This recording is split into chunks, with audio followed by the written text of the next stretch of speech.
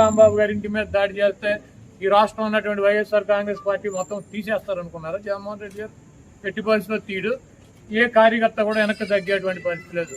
దాడి చేయటం కాకుండా ఇంట్లో ఆడవాళ్ళని బూతులు తిట్టడం, ఆడవాళ్ళు ఉన్నటువంటి ఇంటి మీద దాడి చేసి కార్లు పగలు కొడతాం, ఇల్లు పగలు కొడతాం, ఆఫీస్ పగలు కొడతాం. ఈ చేతగాని పోలీసులు దగ్గరుండి కాపలాగా ఉండి ఇవన్నీ కూడా చేయించినటువంటి కార్యక్రమాలు. ఆయన అరెస్ట్ చేసి జైల్లో పెట్టారు. ఇప్పుడు ఏమైంది? 18 రోజుల్లో ఆయన బయటకు వచ్చాడు. ఈరోజు వైఎస్ఆర్ కాంగ్రెస్ పార్టీలో కానీ రాష్ట్రంలో కానీ ట్రెండింగ్ లో ఉన్నటువంటి హీరో, సూపర్ హీరో ఎవడంటే అంబటి రాంబాబు గారు. ఆయన్ని మా పార్టీలోనూ ఈ రాష్ట్రంలోనూ ఆయనకు ఉన్నటువంటి ఆయన ఒక 40 సంవత్సరాలు 30 సంవత్సరాలు సంపాదించుకున్నటువంటి ఇమేజ్ 3 ఇంతలు ఇమేజ్ తెచ్చిపెట్టారు ఆయన. కాబట్టి మీరు ఇంత దుర్మార్గంగా వ్యవహరిస్తున్నా కూడా, మీరు అప్రజాస్వామ్య పద్ధతిలో వైఎస్ఆర్ కాంగ్రెస్ పార్టీని అణచివేయాలని చెప్పి ప్రయత్నిస్తున్నా కూడా, మీరు జైల్లో పెట్టినటువంటి ఏ వ్యక్తి కూడా రాజకీయాలు వదిలేసి పారిపోలేదు. ఇది గుర్తుపెట్టుకోండి. ఏ వ్యక్తి కూడా తగ్గేటువంటి పరిస్థితి లేదని చెప్పి ఇంకా బలంగా జగన్మోహన్ రెడ్డి గారికి మద్దతుగా మిమ్మల్ని ఎండగట్టేటువంటి కార్యక్రమాలు తీసుకుంటున్నారు. మీ ఎర్ర బుక్కులకి, మీ పసుపు బుక్కులకి ఇక్కడ భయపడేవాడు ఎవడో లేడన్నది గుర్తు పెట్టుకోవాలి. నిన్న లోకేష్ చెబుతున్నాడు, జగన్మోహన్ రెడ్డి గారి పేరు రాశారా అని అడిగితే, జగన్మోహన్ రెడ్డి గారి పేరు ఉందో లేదో మీ త్వరలో తెలుస్తుంది. మీ మామయ్య బాలకృష్ణ గారి డైలాగ్ ఒకటి ఉంటుంది, నాకు నువ్వు ఎదురు వచ్చినా నీకే ప్రమాదం, నేను ఎదురు వచ్చినా నీకే ప్రమాదం. అలాగే ఆ బుక్ లో నువ్వు లోకేష్, నువ్వు జగన్మోహన్ రెడ్డి పేరు రాసినా నీకే ప్రమాదం, లేకపోతే జగన్మోహన్ రెడ్డి గారు ఏమైనా బుక్ లో నీ పేరు రాసినా నీకే ప్రమాదం.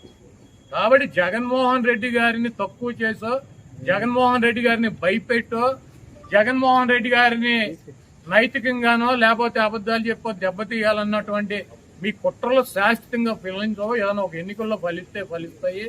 అదేవిధంగా అంబటి రాంబాబు గారు లాంటి స్వచ్ఛమైనటువంటి, నికార్స్ అయినటువంటి వైఎస్ఆర్ కాంగ్రెస్ పార్టీకి, జగన్మోహన్ రెడ్డి గారి కుటుంబానికి అండగా ఉన్నటువంటి వ్యక్తుల్ని మీరు ఇబ్బంది పెట్టడం వలన భవిష్యత్తులో దెబ్బకు దెబ్బ మీరు కూడా ఇటువంటి ఇబ్బందులను ఫేస్ చేయాల్సినటువంటి పరిస్థితి తప్పకుండా ఉంటుంది.